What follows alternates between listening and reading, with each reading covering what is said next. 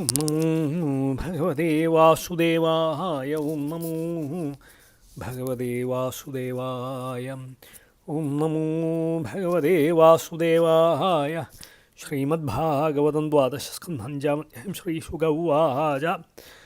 ഇപ്പോൾ നമ്മളിന്ന് 5-ാം അധ്യായം തുടങ്ങുകയാണ്. ദ്വാദശത്തിൽ അത്രാനുവർണ്യതേ അഭീക്ഷ്ണം വിശ്വാത്മാ ഭഗവാൻ ഹരി യസ്യ പ്രസാദജോ ബ്രഹ്മാം രുദ്രക്രോധസമുദ്ഭവാ.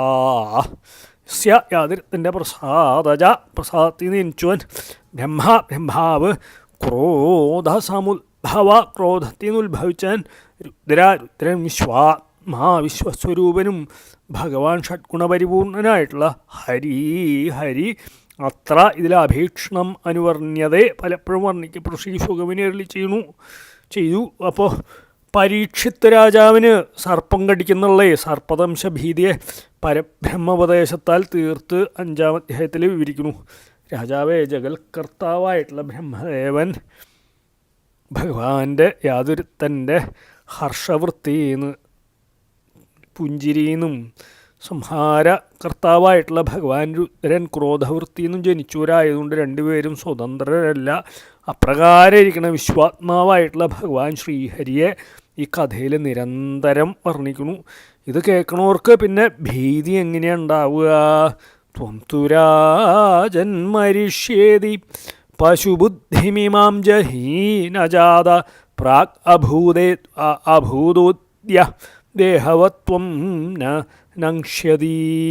ത്വം തുരാജന്മരിഷ്യേതി പശുബുദ്ധിമിമാം ജഹീനജാത പ്രാഗ് അഭൂതോദ്യം ദേഹവത്വം നങ്ഷ്യതി. രാജൻ്റെ രാജാവെ, ത്വം അങ്ങാവട്ടെ മരിഷ്യതി മരിക്കും എന്നുള്ള ഇമാം പശുബുദ്ധി അവ്വേകബുദ്ധിയെ ജഹി ഉപേക്ഷിച്ചോളൂ. ത്വം അങ്ങ് പ്രാഗ് അഭൂത മുമ്പില്ലാത്തവനായിട്ട് ദേഹവത് ദേഹം പോലെ നജാത ജനിച്ചവനുമല്ല. ഇപ്പോൾ നങ്ഷ്യസി നശിക്കില്ല. രാജാവേ, അങ്ങ് മരിക്കുന്നുള്ള പശുബുദ്ധി അല്ലേ, അറിവില്ലായ്മ വിട്ടുകളഞ്ഞോളൂ. ദേഹത്തെയും ആത്മാവിനെയും വേർതിരിച്ചറിയാത്തതുകൊണ്ടുണ്ടാവണ അവിവേകം നിമിത്തമാണ് മരിക്കണമെന്ന് തോന്നണേ. മൃഗങ്ങൾക്ക് അത് അറിയാൻ പറ്റില്ലല്ലോ. അതുകൊണ്ടായിരിക്കാം പശുബുദ്ധി എന്ന് പറയണത്. അങ്ങ് മരിക്കില്ല. എന്താ വെച്ചാൽ മുമ്പില്ലാത്ത ഒരു വസ്തു ഉണ്ടായാൽ പിന്നീടുണ്ടായാൽ അത് നശിക്കും. അങ്ങനെ ഉണ്ടായത് ദേഹമാണല്ലോ. മുമ്പില്ലാത്ത വസ്തു ഉണ്ടായത് ദേഹമാണ്. ആ ദേഹം നശിക്കും. അങ്ങാവട്ടെ ഈ ദേഹം ഉണ്ടാവണതിന് മുമ്പ് തന്നെ ഉള്ളവനാണേ. അതുകൊണ്ട് ഈ ദേഹം നശിക്കുന്നതോടുകൂടി നശിക്കുക ഇല്ല. ന ഭവിഷ്യസി ഭൂത്വാ ത്വം പുത്രപൗത്രാദിരൂപവാൻ ബീജാങ്കുരവദ്ദേഹാദേർ വ്യതിരിക്തോ യഥാനലാ. ത്വം അങ്ങ് ഭൂത്വാ ഭവിച്ചിട്ട് പുത്രപൗത്രാദിരൂപവാൻ രൂപങ്ങളോട് കൂടിയവനായിട്ട് ബീജാങ്കുരവത് വിത്തും മുളയും പോലെ ന ഭവിഷ്യസി ഭവിക്കില്ല. അനലായഥ അഗ്നി പോലെ ദേഹാദിന്ന് വ്യതിരിക്ത വേറിട്ടവനാണ്. ആത്മാവിന് ജനനമരണങ്ങളില്ല. ദേഹത്തിന് മാത്രമാണ് ഉൽപ്പത്തിനാശങ്ങൾ എന്നുള്ള സംഗതി ഉറപ്പിക്കുകയാണ്. വിത്തിൽ നിന്ന് മുളയുണ്ടാവും അല്ലേ, അത് പിന്നെയും പുഷ്പഫലരൂപേണ വിത്തുണ്ടാവും. ഇതുപോലെ ഒരുത്തൻ പുത്രരൂപേണ ജനിക്കുന്നു, പിന്നെ മരിക്കുന്നു. അവൻ്റെ പുത്രനിൽ നിന്ന് പൗത്രരൂപേണ വീണ്ടും ജനിക്കുന്നു എന്നാണല്ലോ ശ്രുതി എന്നറിയണത്. അങ്കാത് സംഭവസി ഹൃദയാത് അഭിജായസേ ആത്മാവൈ പുത്രാനാമസി സജീവ ശരദ ശതം. അച്ഛൻ്റെയും അമ്മയുടെയും മാതാവിൻ്റെയും പിതാവിൻ്റെയും ശരീരത്തിൽ നിന്നും ഹൃദയത്തിൽ നിന്നും ജനിച്ചിരിക്കുന്ന ആത്മാവ് തന്നെയാണ് പുത്രൻ എന്ന പേരെടുത്ത് വന്നേക്കണത്. നീ 100 സംവത്സരം ജീവിച്ചോളൂ എന്നുള്ള മന്ത്രവും പിതാപുത്രേണ പിതൃമാൻ യോനോ പിതാവ് പുത്രനാൽ പിന്നെയും പിതൃമാനായിട്ട് ഭവിക്കുന്നു എന്ന് പറയുക. ഇങ്ങനെ ഉൽപ്പത്തി സ്ഥാനം ആവർത്തിച്ചു വരുന്നു എന്നുള്ള ശ്രുതിയും ആത്മാവിന് ജനന മരണത്തെ ബോധിപ്പിക്കുന്നതായതുകൊണ്ട് പുത്രാദികളുടെ മക്കളൊക്കെ മരിക്കുമ്പോൾ എങ്ങനെ ദുഃഖിക്കാണ്ടിരിക്കുക? ആത്മാവിന് ജനനമരണങ്ങളില്ലാതെ എങ്ങനെ വിശ്വസിക്കുക എന്നുള്ള പൂർവപക്ഷത്തിന് സമാധാനം പറയുകയാണ്. അങ്ങ് ജനിച്ച ശേഷം പുത്രാദി രൂപേണ ജനിക്കണവനല്ല. ദേഹത്തിൽ നിന്ന് ദേഹം ഉണ്ടാവണം, അല്ലാണ്ട് ആത്മാവ് ഉണ്ടാവണ്ടോ? ഉണ്ടാവണില്ല. അതുകൊണ്ട് പുത്രപൗത്രാദി സ്വരൂപം അങ്ങയുടെ സ്വരൂപമല്ല. ബീജാങ്കുരന്യായം ശരീരത്തിനല്ലാതെ ആത്മാവിനില്ല. ആത്മസ്വരൂപനായിട്ടുള്ള അങ്ങ് ദേഹേന്ദ്രിയാദികളിൽ നിന്ന് വേറിട്ടിരിക്കണവനാണ്. അഗ്നി വിറകിൽ നിന്ന് ഭിന്നനല്ലേ? അതുപോലെ ആത്മാവ് ശരീരത്തിൽ നിന്ന് ഭിന്നാണ്. സ്വപ്നേ യഥാ ശിരച്ഛേദം പഞ്ചത്വാത്യാത്മന സ്വയം യസ്മാത് പശ്യതി ദേഹസ്യാം തദാത്മാ അജു അമര. സ്വപ്നേ സ്വപ്നത്തിൽ ആത്മനാ ശിരച്ഛേദാത്മാവിൻ്റെ സ്വശരീരത്തിൻ്റെ ശിരച്ഛേദത്തെ യഥാ പശ്യതി എങ്ങനെ കാണുന്നു, തഥാ ആത്മന പഞ്ചത്വാദി അതുപോലെ ശരീരത്തിൻ്റെ മരണാദി യസ്മാത് പശ്യതി യാതൊന്നു മൂലം കാണപ്പെടണോ, തത് ദേഹസ്യ അതുകൊണ്ട് ദേഹത്തിനാണ് ആത്മാവ്. അജ അമര ജനിക്കാത്തവനും മരിക്കാത്തവനും. അപ്പോൾ ജന്മാദിവികാരങ്ങൾ ജന്മവും മരണമൊക്കെ ദേഹധർമ്മങ്ങളാന്ന് പറഞ്ഞ് വിസ്തരിച്ചുറപ്പിക്കുക. ഒരുത്തൻ അല്ലേ, ഒരു ജീവാത്മാവ് ഒരു സ്വപ്നത്തിൽ തൻ്റെ ശിരസിനെ മറ്റൊരുത്തൻ ഛേദിച്ചതായിട്ട് കാണുന്നു. ആ കാണുന്നവൻ സ്വപ്നദേഹമല്ലോ കണ്ടത് അല്ലേ? അതുപോലെ ജാഗ്രതാവസ്ഥയിലും സ്ഥൂലദേഹം നശിക്കുന്നു, ദേഹാത്മാവല്ല. ജന്മാദിവികാരങ്ങൾ ജന്മമരണങ്ങൾ ദേഹധർമ്മങ്ങളാണ്. ആത്മാവാവട്ടെ ജനിക്കാത്തവനും മരിക്കാത്തവനാണ്. ഇതിൽ സംശയം വേണ്ട എന്ന് പറയാം. ഘടേ ഭിന്നേ യഥാകാശ ആകാശസ്യാത് യഥാ പുരാ ഏവം ദേഹേ മൃതേ ജീവോ ബ്രഹ്മസമ്പദ്ധ്യതേ പുനഃ. ഘടേ ഭിന്നേ ഘടം ഭിന്നായപ്പോൾ അതിലെ ആകാശം യഥാ പുരാ മുമ്പത്തെ പോലെ ആകാശസ്യാത് ആകാശമായി ഭവിക്കും. ഏവം ദേഹേ മൃതേ ഇപ്രകാരം ദേഹം മരിച്ചാൽ ജീവൻ പുനഃ ബ്രഹ്മസമ്പത്ത് പിന്നെ ബ്രഹ്മമായിട്ട് ഭവിക്കുന്നു പറയാം. അപ്പോൾ ഈ ലോകം മുഴുവൻ വിശ്വം മുഴുവൻ വ്യാപിച്ച ആകാശം ഒരു ഘടാവണ ഉപാധി നിമിത്തം ഘടാകാശം എന്നുള്ള പേരിനെ വഹിക്കും അല്ലേ? ഒരു കുടത്തിൻ്റെ ഉള്ളിൽ ആകാശമുണ്ട്, അപ്പോൾ അതിന് ഘടാകാശം എന്നുള്ള പേരിനെ വഹിക്കും. കുട അങ്ങോട്ട് ഉടഞ്ഞു പോയാലോ ആ ആകാശം മഹാകാശം തന്നെ ഇരിക്കുന്നു അല്ലേ? ലയിക്കുക പോലും ഇല്ല. മഹാകാശമായിരുന്നു അതുപോലെ തന്നെ ഇരിക്കുന്നു. അതുപോലെ ജ്ഞാനത്താൽ അജ്ഞാനം നശിപ്പിച്ച് അല്ലേ, മരണകാരണമായിരിക്കുന്ന അജ്ഞാനം നശിപ്പിച്ച് ജ്ഞാനം കൊണ്ട് അജ്ഞാനം നശിക്കുമ്പോൾ പിന്നെ ശരീരം നശിച്ചാൽ ജീവൻ വീണ്ടും ബ്രഹ്മായി തന്നെ ഭവിക്കുള്ളൂ എന്ന് പറയുകയാണ്. മനഃസൃജതി വൈദേഹാൻ ഗുണാൻ കർമാണി ആത്മന തന്മന സൃജതേ മായ തതോ ജീവസ്യ സംശ്രുതി. ആത്മാവിന് ദേഹങ്ങളെയും ഗുണങ്ങളെയും കർമ്മങ്ങളെയും മനഃസൃജതി മനസ്സ് സൃഷ്ടിക്കുന്നു. തത്മന ആ മനസ്സിന് മായാസൃജതി മായ സൃഷ്ടിക്കുന്നു. തഥാ അതിൽ നിന്ന് ജീവന് സംശ്രുതി സംസാരം ഉണ്ടാവുന്നു എന്ന് പറയാം. അപ്പോൾ ആത്മാവിൻ്റെ ദേഹാദി സംബന്ധം മായ ഉണ്ടാക്കിയതാണ്, മായാകൃതാണ്. ജ്ഞാനത്താൽ ബന്ധം നശിക്കുന്നത് കാണിക്കാൻ ബന്ധമുണ്ടായ ക്രമം പറയണു. ആത്മാവിന് സത്വാദി ഗുണങ്ങൾ, പാപാദി കർമ്മങ്ങൾ, മനുഷ്യദേവാദി ശരീരങ്ങൾ ഇതിനോടൊക്കെയുള്ള സംബന്ധം മനസ്സിനാൽ സൃഷ്ടിക്കപ്പെടണതാണ്.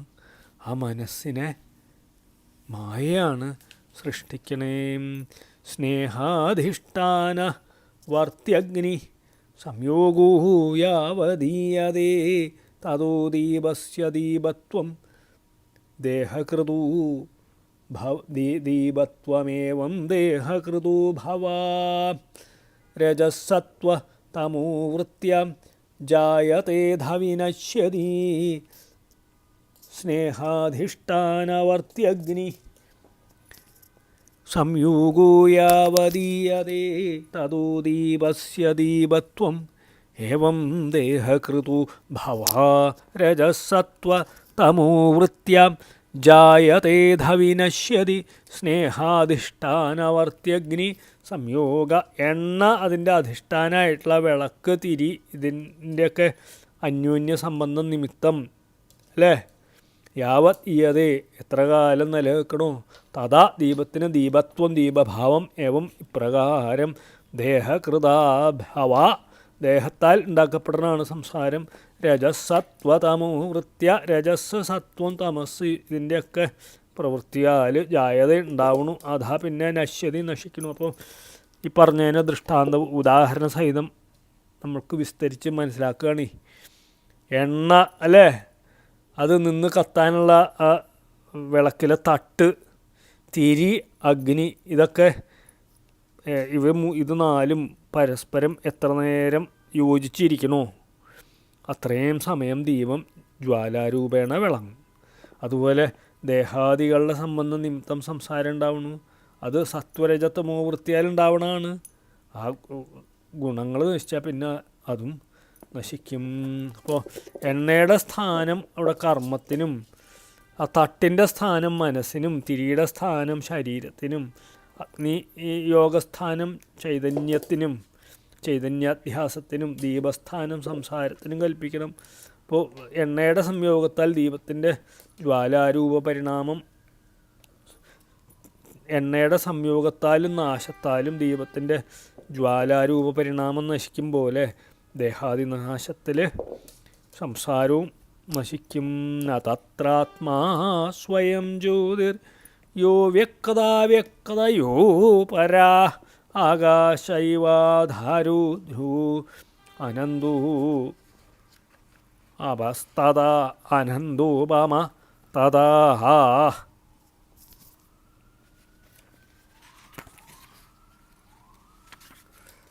വ്യക്തത അവ്യക്തയോ സ്ഥൂല സൂക്ഷ്മങ്ങളിൽ നിന്ന് പര വേറിട്ടിരിക്കണവനും ധ്രുവ സുസ്ഥിരനും തഥാ സർവവ്യാപിയും അനന്തോപമ അനന്തോ ഉപമ പരിച്ഛേദവും ഉപമ. അപ്പോൾ അനന്തോപമ പര വേറിട്ട് ധ്രുവ സുസ്ഥി തഥാ സർവവ്യാപിയും അനന്തോപമ പരിച്ഛേദവും ഉപമയില്ലാത്തവനും സ്വയം ജ്യോതി സ്വതേ വിളങ്ങണവനും ആകാശ ഇവ ആകാശം പോലെ ആധാരായിരിക്കണ ആത്മാവ് തത്രാന അതിലില്ലാന്ന് പറയാം. അപ്പോൾ ദീപം പോലെ സംസാരം മാത്രമാണ് നശിക്കണേ, ജ്യോതിസ് നശിക്കില്ലല്ലോ, അതുപോലെ ആത്മാവും നശിക്കില്ല. ആത്മാവ് ആകാശം പോലെ സർവത്തിനും ആധാരമാണ്. സ്ഥൂല സൂക്ഷ്മങ്ങളായിട്ടുള്ള ശരീരാദികളിൽ നിന്ന് വേറിട്ടും വികാരമില്ലാണ്ടും വിശ്വം മുഴുവൻ നിറഞ്ഞും സ്വയമേവ പ്രകാശിച്ചുകൊണ്ടിരിക്കുന്നു ആത്മാവ്. ദിക്ക് ദേശം കാലം ഇതുകൊണ്ടുള്ള പരിച്ഛേദമൊന്നും ആത്മാവിനില്ല. ആത്മാവിനോട് ഉപമിക്കാൻ മറ്റൊരു വസ്തുവില്ല. അനന്തതയോട് മാത്രമേ ആത്മാവിനെ ഉപമിക്കാൻ സാധ്യാവൂന്ന് ഉപമിക്കാം എന്ന് പറയുകയാണ്. ഏവമാത്മാനമാത്മസ്ഥം ആത്മനൈവാമൃഷ പ്രഭോ ബുദ്ധ്യാനുമാനഗർഭിണ്യ വാസുദേവാനുചിന്തയാം. പ്രഭുവേ ഏവം ആത്മസ്ഥം ആത്മാനെ പ്രകാരം ആത്മാവാന്ന് ധരിക്കുന്ന ദേഹാദിസംഘാതത്തിലിരിക്കുന്ന ആത്മാവിനെ വാസുദേവാനുചിന്തയ വാസുദേവൻ്റെ നിരന്തര ചിന്തയോട് ചേർന്ന് അനുമാനഗർഭിണ്യ ബുദ്ധ്യാനുമാനയുക്തമായിരിക്കുന്ന ബുദ്ധി കൊണ്ട് അമൃഷ ചിന്തിക്കണേന്ന് പറയും. പ്രഭു ആത്മാവ് നാശരഹിതനല്ലേ, അതുകൊണ്ട് ദേഹാദിസംഘാതത്തിലിരിക്കുന്ന സത്യസ്വരൂപനായിട്ടുള്ള ആത്മാവിനെ ശ്രീ വാസുദേവൻ്റെ നിരന്തര ചിന്തയോടുകൂടി അനുമാനയുക്തയോടുകൂടിയ ബുദ്ധി കൊണ്ട് വിചാരം ചെയ്ത് സാക്ഷാത്കരിക്കൂ. ദൃശ്യമായിട്ടുള്ള ശരീരത്തിൽ നിന്ന് ദ്രഷ്ടാവായിട്ടുള്ള ആത്മാവ് ഭിന്നനായിരിക്കുന്നു. ഘടദ്രഷ്ടാവ് ഘടത്തിൽ നിന്ന് ഭിന്നനായിരിക്കും പോലെ ദ്രഷ്ടാവായിട്ടുള്ള ആത്മാവ് ദൃശ്യമായിട്ടുള്ള ശരീരത്തെ സ്വയം താനായിട്ട് അഭിമാനിക്കണമുണ്ട്. ജന്മമരണാദികളുള്ളവനാണ് അവിവേകത്താൽ ധരിക്കുന്നു. അത് തന്നെ സംസാരം. ദൃശ്യത്തിൻ്റെ നാശത്തിൽ ദൃഷ്ടാവിന് നാശമില്ല എന്ന് നിശ്ചയിക്കണത് തന്നെ അനുമാനയുക്തി അല്ലേ. ശരീരം നശിച്ചാൽ ആത്മാവിന് നാശമില്ല എന്ന് നിശ്ചയിക്കണത് തന്നെ അനുമാനയുക്തി. ഇപ്രകാരമുള്ള വിചാരത്താൽ ആത്മസ്വരൂപനായിട്ടിരിക്കുക. ഈ അനുഭവം ഉണ്ടാവാൻ ശ്രീ വാസുദേവപദാരവിന്ദ ഭക്തി സഹായിക്കും. ചോദിതോ വിപ്രവാക്യേന നത്വാം ധക്ഷ്യതി തക്ഷകാ മൃത്യവോ നോപധക്ഷ്യന്തി മൃത്യൂനാം മൃത്യുമീശ്വരം. വിപ്രവാക്യേന ബ്രാഹ്മണവാക്യത്താൽ ചോദിത പ്രേരിക്കപ്പെട്ട തക്ഷകൻ ത്വാം ന ധക്ഷ്യതി അങ്ങേ നശിപ്പിക്കില്ല. മൃത്യൂനാം മൃത്യും ഈശ്വരം മരണഹേതുക്കളുടെയും നാശകാരിയായിരിക്കുന്ന ഈശ്വരനെ മൃത്യവ നാശകാരണങ്ങൾ ന ഉപധക്ഷന്തി നശിപ്പിക്കില്ല എന്ന് പറയും. ഇപ്രകാരം ചിന്ത ചെയ്ത് ദേഹാത്മഭാവത്തെ വെടിഞ്ഞ് പരമാത്മഭൂതനായി തീർന്ന അങ്ങയെ ബ്രാഹ്മണ ശാപവാക്യത്താൽ പ്രേരിക്കപ്പെടുന്ന തക്ഷകൻ നശിപ്പിക്കില്ല എന്ന് ഉറച്ചോളൂ. സകല വസ്തുക്കളെയും നശിപ്പിക്കുന്ന കാലത്തെയും നിയന്ത്രിക്കുന്ന ഈശ്വരനെ ആർക്കും നശിപ്പിക്കാൻ സാധ്യമല്ലോ. അപ്പോൾ ദേഹത്തിൽ നിന്ന് ഭിന്നനായിരിക്കുന്ന ആത്മാവും പരമാത്മാവ് ഈശ്വരനും ഒന്ന് തന്നെയാണ് എന്ന് പറയുകയാണ്. അഹം ബ്രഹ്മ പരം ധാമ ബ്രഹ്മാഹം പരമം പദം ഏവം സമീക്ഷന്നാത്മാനം ആത്മന്യാധായ നിഷ്കളേ ദശന്തം തക്ഷകം പാദേ ലേലിഹാനം വിഷാനനൈ നദ്രക്ഷ്യസി ശരീരം ച വിശ്വം ച പൃഥക് ആത്മനം. അഹം ബ്രഹ്മ പരം ധാമ ബ്രഹ്മാഹം പരമം പദം ഏവം സമീക്ഷന്നാത്മാനം ആത്മന്യാധായ നിഷ്കളേ ദശന്തകം തക്ഷകം പാദേ ദശന്തകം തക്ഷകം പാദേ ലേലിഹാനം വിഷാനനൈ നദ്രക്ഷ്യസി ശരീരം ച വിശ്വം ച പൃഥഗാത്മനാം. അഹം ഞാൻ പരംധാമ പരമാധിഷ്ഠാനായിട്ടുള്ള ബ്രഹ്മാണ്. പരമം പദം ബ്രഹ്മ പരമോത്കൃഷ്ടമായിട്ടുള്ള ബ്രഹ്മം. അഹം ഞാൻ ആത്മാവിനെ നിഷ്കളേ ആത്മനെ നിഷ്കളനായിട്ടുള്ള ആത്മാവിൽ ആധാനം ചെയ്തിട്ട് ഏവം നീ സമീക്ഷൻ ഇപ്രകാരം നന്നായിട്ട് കണ്ട് വിഷാനനൈ വിഷയുക്തങ്ങളായിട്ടുള്ള മുഖങ്ങളെ കൊണ്ട് പതേ ദശാന്തം പാദത്തിൽ ദംശിക്കുന്ന ലേലിഹാനം തക്ഷകം സർപ്പായിട്ടുള്ള തക്ഷകനെയും ശരീരം ച ദേഹത്തെയും വിശ്വം ച വിശ്വത്തെ ആത്മനാ പൃഥക് ആത്മാവിനെ നിന്ന് വേറിട്ടതായിട്ട് ഞാൻ ദൃക്ഷ്യസി അങ്ങ് കാണില്ല. ഈ പറഞ്ഞ വിധത്തിൽ നോക്കിയാൽ തക്ഷകാദി മൃത്യുകാരണങ്ങളെ തന്നെ കാണില്ല എന്ന് പറയാം.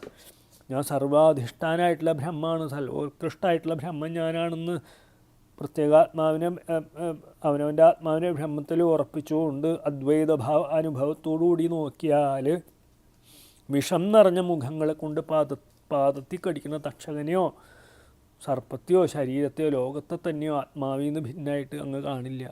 ഞാൻ ജീവനല്ല ബ്രഹ്മാണെന്ന അനുഭവത്തോടുകൂടി അനുഭവപ്പെടുന്നതോടുകൂടി ജീവൻ്റെ ശോകാദികൾ നശിക്കും. ബ്രഹ്മം ഞാനാണെന്നുള്ള അനുഭവത്തോടുകൂടി ബ്രഹ്മം പരോക്ഷമായിരുന്നു എന്നുള്ള വിചാരം നശിച്ച അപരോക്ഷാനുഭൂതി ഉണ്ടാവേ എന്ന് കാണിക്കാനാണ് അഹം ബ്രഹ്മാഹം എന്ന് തിരിച്ചും മറിച്ചും പറഞ്ഞത്. അപ്പോൾ നിർവികൽപ്പ സമാധിയിൽ എത്തിയാലേ ഇതൊക്കെ സംസാരം നശിക്കുള്ളൂ എന്ന് സാരം.